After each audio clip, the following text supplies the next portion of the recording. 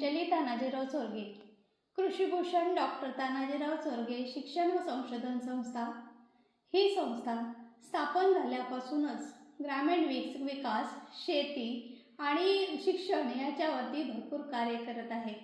आणि याचाच एक भाग म्हणून आम्ही आयोजित करत असलेले हे ग्रामीण कृषी व सहकार साहित्य संमेलन। ग्रामीण जीवन म्हणजे केवळ शेती नव्हे, तर त्याबरोबर आलेली ग्रामीण भागातील लोकांच्या भावभावना, त्यांची मतमतांतरे, संघर्ष आणि याबरोबर घामातून फुलणारी स्वप्न आणि या स्वप्नांना शब्दरूप देणारे, शेतीला एक प्रतिष्ठा देणारे आणि सहकाराच्या माध्यमातून हे नवीन आशा पेरणारे हे साहित्य संमेलन दिनांक